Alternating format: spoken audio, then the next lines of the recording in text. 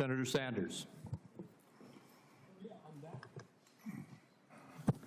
Just want to pick up on Senator Warren's point.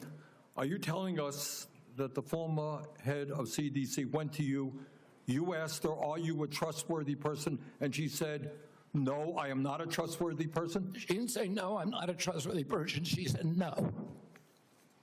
I'm giving a quote. And I asked her twice. No, 1 second. And you're also repeating now that she is a liar, correct? What she wrote in the Wall Street Journal. If she wrote that I fired her because she refused to sign on in advance for the ASIP committee, no, that's not accurate. All right, so you're calling her a liar, and I look forward to her coming before the Help Committee, maybe this committee as well. All right, Mr. Secretary, I've got a bunch of questions. Appreciate brevity in answering it. So-called beautiful bill threw 15 million Americans off of health care, substantially raised premiums, and is going to have a terrible impact on nursing homes, community health centers, rural hospitals all over America. Very briefly, is that really making America healthy again? It's going to have it's going to be the biggest infusion of federal dollars into rural health care in American history. Yeah, you know why? Because you're cutting $150 billion for rural hospitals. You're putting $50 billion back. That's not an infusion. That's a loss of $100 billion. All right, next question. President Trump, who I don't usually agree with, called COVID vaccines, quote, one of the greatest miracles in the history of modern-day medicine that saved tens of millions of lives worldwide. Scientific community agrees with Trump. Lancet study found that it prevented almost 20 million deaths during their first year of use. Secretary Kennedy, are President Trump and the medical community right, or do you still believe that the COVID vaccine was, quote, the deadliest vaccine ever made? No, first of all, I didn't say that. Oh, I said that in terms of affairs reports a while ago. I've said today, I think that President Trump should get the Nobel Prize. So who's right? Is Trump in the medical community right, or are you right?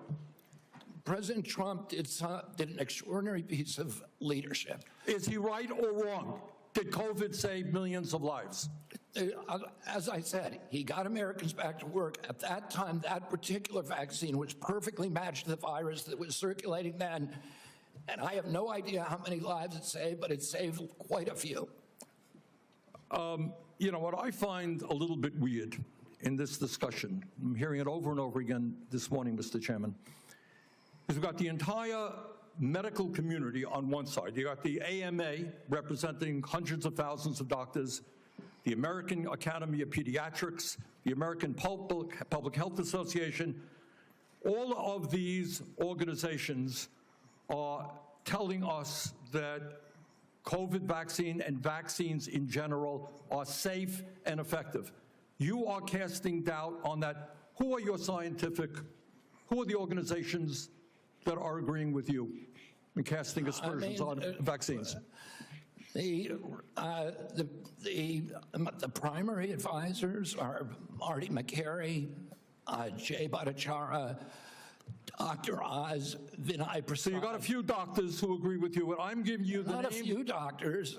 What you're talking about is there's a big difference, Senator, between established science and the scientific establishment, which has been co-opted by the pharmaceutical industry. So you're telling the American people that the American Medical Association, representing hundreds of thousands of people, have been co-opted and that they should not trust their doctors. And the American Academy of Pediatrics, and by the way, just for the record, every single Republican, I don't mean to be political here, Mr. Chairman, has received PAC money from the pharmaceutical industry. Are they all corrupt as well? And I'm telling you, the American Heart Association has been co-opted by the food Everybody industry. but you, Senator. But you know what? When you ran for president, you know, we have a corrupt campaign finance system. Maybe you will agree with me on that.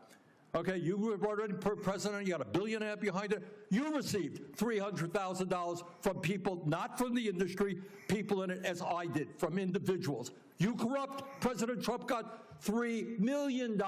Every Republican got corporate PAC money for the pharmaceutical industry. Democrats as well. Everybody is corrupt, but you?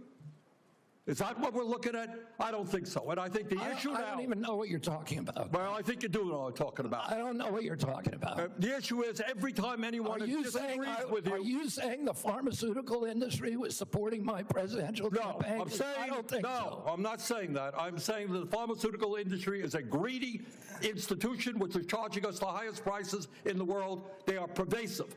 But to suggest that every institution, the AMA, the pediatrics people, is corrupt because they disagree with you is an insult to the American people. Listen, people disagree with me all the time. I have arguments in my agency, heated arguments every day with Jay Bhattacharya, with Marty McCary, with Dr. Oz. You have given me the names of a few people. I have given you the names of organizations representing hundreds of thousands of doctors and scientists. I yield, Mr. President. Senator Tillis. Thank you, Mr. Chair. Secretary